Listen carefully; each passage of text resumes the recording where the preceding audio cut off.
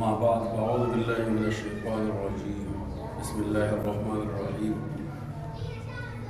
يؤتي الحكمة من يشاء ومن يؤت الحكمة فقد أوتي خيرا كثيرا.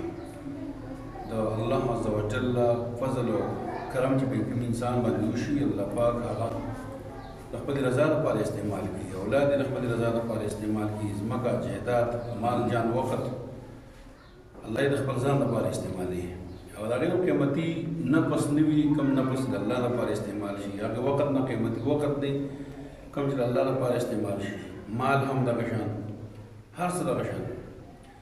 زموږ استاد د مدرسه دار التقوى والایمان جبل سهیل آباد کې دا موجودیت لري او الحمدلله د نن پورې د حفظ او د ناظرو د تجوید په دې باب کې پوره کامیابی نه حاصل کړې دي.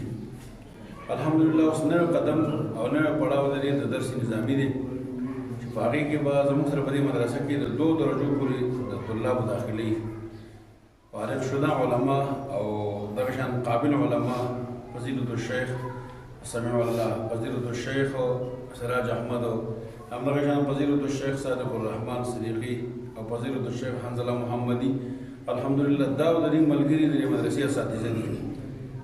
زموږ د ټولو عوامو مسلمانانو هغې ته دا درخواست دی چې هغې د دې موقع نه پیدا واخلي او هغې خپل کوم چې ماشومان دي طلاب دي دې طرف ته تشویق کوي چې داسې وخت کې علما ملاوېدل یا چې دی نو داسې علما ملاوېدل چې هغه د انسان تربیت کوي، تزکیه کوي، د انسان په خیر باندې کار کوي، دا ډېره ګران دی. نو هر هغه چا ته چې زما د اواز رسي او زما اواز واوري نو د دې علماو سره رابطه وکړي، خپل ماشومان چې کوم د قیمتي سرمایه ده د دې نه جوړه کړي. د انسان د مرګ نه پس د انسان دپاره پکارېدل نو هغه 3 څیزونه صدقه جاریه او علم نافع او ولد صالح. داسې ماشومان صالحان نه جوړېږي او دغه شان چې د نیکانو سره کښېني او پاسې د هغې سره درسونو کې شامل شي، صالحان دې نه جوړ شي. نبي صلی الله علیه وسلم امر کړی دی لا تصاحب الا مؤمنا، مؤمن سره ملګرتیا کوه. د کوم خلک چې زما د اواز واوري د دې موقع نه د پیدا واخلي، خپل ماشومان هغه د مدرسې ته حاضر کړي، د دې سره د داخله واخلي او انشاءالله د حفظ او د ناظرې د تجوید په باب کې موږ د دې کامیابي لیدلې ده او زموږ امید دی انشاءالله چې د کتابونو په درس نظامي په سلسله کې به الله پاک دې له ښه کامیابي نه ورکوي. ځکه کوم ځای کې چې للهیت او اخلاص وي نو الله پاک چې دی ډېره کامیابي دې خلکو له ورکوي. زموږ یو اواز دی چې مسلمانانو ته ورسېږي او نور باقي چې الله کوم انسان ته خیر اراده کړي الله یې په خیر کې استعمالوي، خیر لري راولي. د الله کور ته او د الله دربار ته د الله د دین مرکز الله پاک هغه خلک بوځي کوم چې د الله خوښ شي. د الله خوښ نه غواړي نه بوځي. ثم اورثنا الكتاب الذين اصطفينا من عبادنا چې د الله خوښ شي دا کتاب ول نصیب کوي، دا کتاب ول ورکوي. نو خپل طلاب خپل بچي اولادونه چې دي هغه ډېره تشویق کړلی شي چې دغه نیکان صالحان علما دي الحمدلله او هغې چې کوم خدمت کړی دی نو هغه مونږ لیدلی دی چې په کامیابۍ باندې سرته رسېدلی دی، ښه کامیابه نتیجې ورکړې ده معاشرې ته.